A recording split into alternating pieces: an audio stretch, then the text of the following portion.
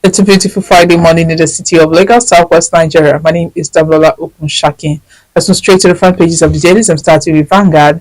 Vanguard is leading with EduGate. APC governors Peter Obi backed Tinubu on probe. Governors ask Nigerians to be patient, says Tinubu will take final decision after investigations. As APC professionals support president's move to send strong signals to government officials. Don't spare anybody, Peter Obi tells Tinubu. You can see that on page 5 of Vanguard newspaper. And here there's a picture showing Minister of Mines and Steel Development, Shaibu Audu, President Bola Ahmed Tinubu, and Minister of Defense, Alhaji Mohammed Badaru Abubakar during their visit to President in Abuja.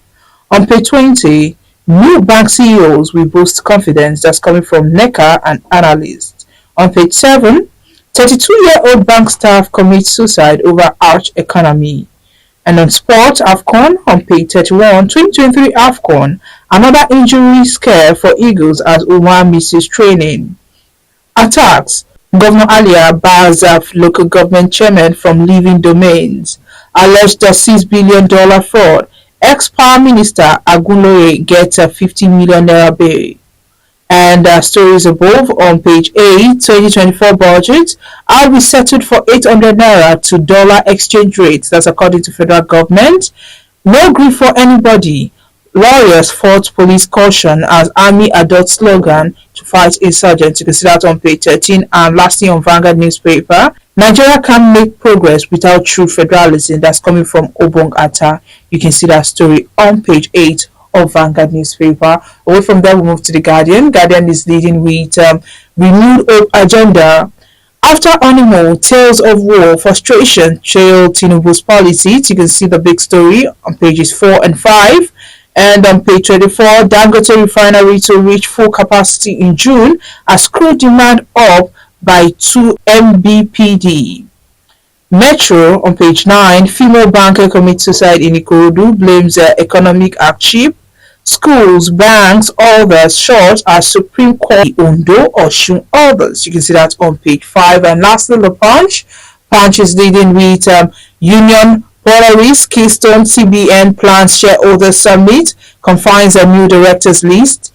April's Bank to discuss our bank's future with stakeholders. New chairman, EDs to be named soon. And here there's a picture showing Lagos MBA protesters as they storm police headquarters over brutality against lawyers. You can see that's on pages 2 and 3. Netizens mourn as female banker kills self, pens suicide note. TB Joshua made childless couple to exchange spouses as according to ex-worker. Widows of soldiers killed in 1992 plane crash demand compensation. You can see that on page 16 and stories above. Tension in Kano as Supreme Court decides Yusuf fate today. Lastly on the Punch newspaper, foremost industrialist Okoya clocks 84, advises federal government on economy. You can see that on page 25 of the Punch newspaper. And that's all on the front pages of the dailies. Join us after the break. Welcome back. If you're just joining us, this is Today News on Vanguard Live. My name is Damlola Okunshakin. Governors of the All Progressive Congress, APC, have weighed in on the recent suspension of handlers of the Nation Society investment programs, including the Minister of Humanitarian Affairs and Poverty Alleviation, Dr. Betta Edu, asking Nigerians to be patient as President Bola Ahmed Tinubu would only take further actions based on the outcome of ongoing investigations. The presidential candidate of Labour Party, LP, in the 2023 elections, Mr. Peter Obi, also chewed his weight behind the president's action, asking him not to spare anyone involved in the financial malfeasance in the ministry. The governors acting under the platform of Progressive Governor Forum (PGF) spoke as APC Professionals Forum (APF) hailed the swiftness with which the president responded to the allegations of malfeasance against the suspended minister, saying the development had sent a strong signal to all federal appointees that the president meant business with his renewed hope agenda. The governors who on Wednesday night converged on Abuja to chart the way forward for the party in 2024 also expressed strong support for Tinubu's administration.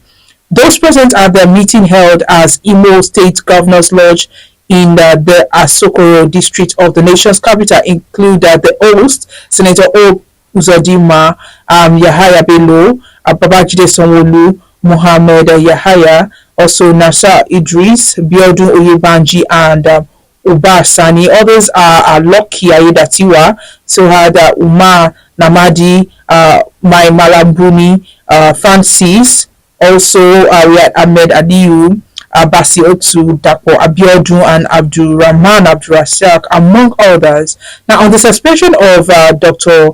Edu, chairman of Progressive Governors Forum and governor of Imo State, Hope Uzodinma, said that the functions of a government include encouraging good things, good appointees, and discouraging bad things and bad appointees. And that's not the only thing he said. But recall that Edu came under scathing criticisms after a leaked memo on December 2023 revealed that she directed the Accountant General of the Federation, Dr. Oluwatoyin, to transfer 585.19 million naira to a private account owned by Bridget, who the ministry said currently serves as project accountant grant for vulnerable group. And consequently, she was suspended by President Bola Ahmed Tinubu and has been undergoing interrogation by the Economic Financial Crimes Commission, EFCC. Now, away from that, let's quickly talk about this one. High Court of the Federal Capital Territory, sitting at Apo on Thursday, granted bail to a former Minister of Power and Steel, Mr. Olu Agunloye, who was remanded in prison custody over his alleged complicity in a $6 billion contract fraud. Trial Justice Jude gave bail to Agunloye, who is answering a 7-count charge the Economic and Financial Crimes Commission, EFCC, preferred against him to the tune of 15 million naira with 2 sureties in the same sum. According to the court, the sureties will be reputable and people of means that are resident within the FCT. The court held that the sureties must own a landed properties worth 3 million naira, adding that the certificate of occupancy of the said properties must be verifiable. More so, the trial judge ordered that the sureties must submit copies of their identity card as well as photocopies of their international passport to the court registry. The defendant was further ordered to submit his international passport to the court and ensure his availability at all times for his trial. The defendant, through his counsel, Mr. Adiola Adedipe San, begged the court to grant him bail on a very liberal terms. While insisting on his innocence, Agunloye stressed that the charge the anti-graft agency stamped against him contained a bailable offence. He told the court that he would not pose any flight risk, saying he would be available for his trial.